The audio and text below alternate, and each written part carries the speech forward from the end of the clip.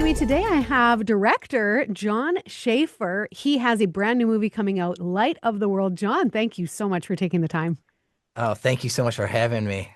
Absolutely. So, this new film, it's animated, it's coming out September 5th in theaters all over. Tell us about Light of the World. So it's a kind of a reimagining of telling the life of story of Jesus through the eyes of a young disciple, John, and it's really a fresh take on it. We made this movie for everyone, but we wrote it in mind and developed in mind for people who may not have a concept of Jesus or the Bible, and it's kind of like if Disney made a movie about the life of Jesus in the 90s. This is that movie without musical numbers. I was just going to say, tell me there's musical numbers? No, there's no musical numbers. All right. But the 2D animation looks incredible, I got to say. Oh yeah, we thought if we're gonna retell this story, let's tell it in a medium that we all love, and all of us involved in this film love 2D animation.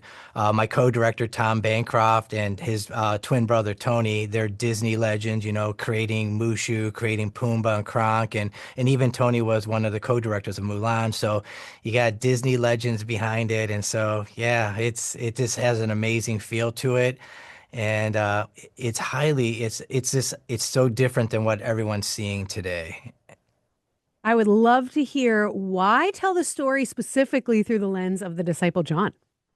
So we really felt strongly that we felt it had to be a disciple because that would draw credibility to the story if it's coming through him, not some obscure child or that. But through our research and everything, just reading all the stuff about theologians, historians, where they believe that the disciples were probably teenagers, upper teenagers, Peter probably being the oldest in his mid 20s and that. And so we thought if we went with the youngest, John, uh, going through his perspective. So as he's learning about this Messiah, then he becomes friends with this Messiah and really realizes what he came here for. The audience is discovering it at the same time as John, and we really wanted that feel. So it's just not learning it from the lens of John's eye perspective, but John is the audience for us. Did you take most of this from the book of John or just kind of all over the Gospels? Majority of it is from the book of John. We did pull from a few other gospels because there's some moments that we really felt we wanted in there that's not in John. But the other part of using John too is, most people when they accept Christ for the first time and whether they start going to a church, everyone refers them to read the Gospel of John. Read that first. And we just thought, what a great entry point, telling the story through John's eyes, watching this little boy grow up to become the man who writes the gospel that these people are now reading. Absolutely. What was it like working with the creative team on not only this story, but then in the animation aspect of it? Oh, it was an amazing experience. It was fun. Believe it or not, majority of the people who have worked on this film were not believers, but they were passionate about the art. They were passionate about how passionate we were about the story we wanted to tell. So they were just running on all cylinders. Everyone was on their A game. And it was an amazing experience. And that's the cool thing about animation. It truly is a collaborative medium.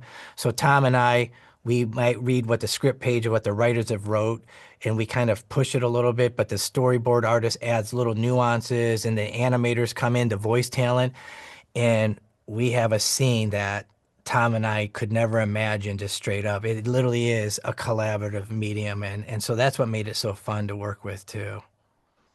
Now, I don't work in the movie industry, but I know sometimes movies take a long time. How long did it take to create this entire project? So for Brennan McPherson, who is the president of Salvation Poem Project, where I work for, and that's who the studio made the film, and myself, we've been on the film just almost 4 years. But because you go through a lot of development, lots of script changes, but once we brought on the animation studio, and that it's about a year and a half of them just going at it. So total, I would say almost 4 years. But for an indie film, because it's a $20 million film, and for a nonprofit organization like us, that's huge money. But that's not a lot of money when you talk about the Disney and Pixar's where they're spending, anywhere from 75 to 150 million dollars a movie or more. So yeah, we just had to really be smart about it and work really hard to try to do everything we can because we have one shot at this. Well, and it's an exciting day, I can only imagine, for the release coming up. What do you hope viewers take from this? What I really hope is, I hope first of all, people who go see this movie because they're familiar with the story, that they take a friend, they take someone, a family member who they may not be comfortable sharing the gospel with, but this movie is one of the most non-threatening, entertaining, fun ways. If you watch the trailer, it kind of feels like, Aladdin, meets, Jesus meets, some of the other Disney. It has that fun feel and all that stuff. And but that they could take someone there. And what we really hope that people discover is that Jesus is their friend. He is a Mm. friend first and most and foremost. And so that's what our real takeaway is. And we hope for those who know the gospel, who know the Bible, who have a relationship with Jesus, this is a whole new, fresh approach that they could use it as a personal outreach to friends, families, and coworkers and that. Fantastic. Well, I really appreciate your time this morning, John. Thank you so much for sharing Light of the World, a brand new animated film about Jesus through the eyes of the disciple John, coming out September 5th. Is there anything else that you wanted to share? Yeah, you can get tickets right now. If you go to lighterworld.com, you can get tickets because we're adding theaters every day. So if you go in there and you type in your zip code and you don't see your theater, type in the city you're in. And if it doesn't show up, just keep checking because literally the more pre-sale tickets we get going, the more theaters start jumping on and it starts becoming more of a movement because then the theaters feel like, oh, there's money in that. And so yeah, I would just, check out to do the pre-sale, check it out. And yeah, just thank you for having us on. Absolutely. We're excited for you. 4 years is a long time. Yeah, really looking forward to that launch date. Thank you for taking the time. Thank you.